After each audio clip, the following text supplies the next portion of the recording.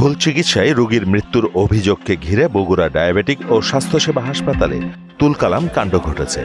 রোগীর স্বজনরা জানান, গত 13 জুলাই শুক্রবার ডায়াবেটিস ও জ্বর নিয়ে বগুড়া ডায়াবেটিস হাসপাতালে ভর্তি হন নন্দীগ্রামের ভাটারা গ্রামের বাসিন্দা মেরিনা বেগম। এই সময় তার শরীরে রক্তশূন্যতা দেখা দিলে চিকিৎসকের পরামর্শে AB পজিটিভ রক্ত দেয়া হয়। পরে অবস্থার অবনতি হলে মেরিনাকে বগুড়া শহীদ জিয়াউর রহমান মেডিকেল কলেজ ও হাসপাতালে নেন স্বজনরা। লোক তো জানতে পারেন না, জানলে না জানলে কিছু ছেলেদেরকে নিয়ে আসছে, ওরা নাকি লাইভ আমার টনি হাই আরে লাইভ ফটো বললেই হলো। হ্যাঁ পরে সেখানে তার রক্তের গ্রুপ ও পজিটিভ শনাক্ত করলে বাধে বিভ্রান্তি। এর মধ্যে মেরিনার অবস্থার অবনতি হলে রোববার সকালে তার মৃত্যু হয়। পরে মেরিনার শরীরে ভুল গ্রুপের রক্ত দেয়ার মৃত্যুর অভিযোগ এনে স্বজনরা হাসপাতালে যান। এ সময় স্থানীয় 3 সাংবাদিক সংবাদ সংগ্রহে গেলে তাদের আটকে রেখে মারধর করে হাসপাতাল কর্তৃপক্ষ। আমি ভিতরে ঢুকতেই আমার কাছে সব ফুটেজ আছে। ভিতরে তো আরো বেশ মনে হয় 2-3 জন সাংবাদিক ছিল এবং যারা অভিযোগকারী তারাও ছিল। আমি ভিতরে যাইনি, তখনই আমাকে গেটে আমার কলার ধরে এবং আমাকে এমন ভাবে চারিদিক থেকে সবাই আসার পরে আমাকে মারধর করলো এবং আমার আইডি কার্ড, আমার পকেটে থাকা মোবাইল এবং আমার কাছে থাকা 32,000 টাকা ছিনিয়ে নেয়। ব্লাড লাগবে, আমাদের রোগীর ব্লাড গ্রুপ ছিল ও পজিটিভ। এখানে এনারা পরীক্ষা করে বলতেছে AB পজিটিভ। সেই অনুযায়ী আমরা ব্লাড দিই এবং ব্লাড দেওয়ার পরে রোগীটা মানে হয়ে যায়, প্রেশারটা হাই হয়ে যায় এবং পেশাবের দাঁতের রক্তের বুলেন বের হয়ে যায়। তখন এরা রেফার করে মেডিকেলে রেফার করার পরে ওখানে বলে যে ক্রস ম্যাচিং এ ভুল আছে। ওনার এমনিতে একটা লিখিত দিল যে ব্লাড ক্রসিং ম্যাচিং এর জন্য মারা গেছে, মানে ও পজিটিভ ব্লাড গ্রুপ দিতে AB পজিটিভ, সেই কারণে রোগীটি মারা গেছে।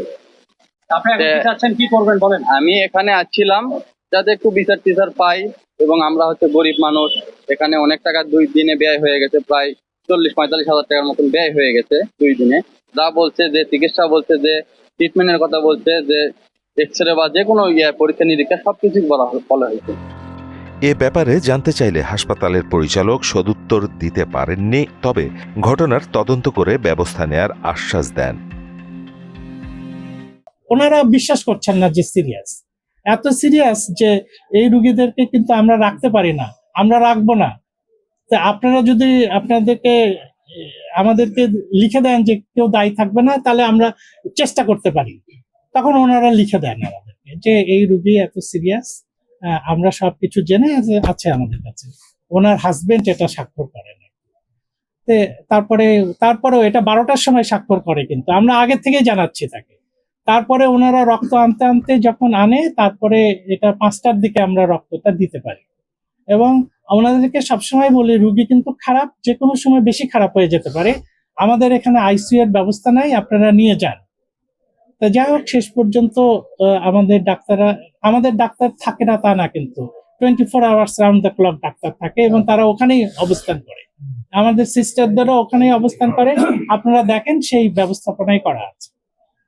তারপরে আমাদের আমাদের ডাক্তার সাহেব বলেন যে আপনারা এটা রাখেন না, নিয়ে যান।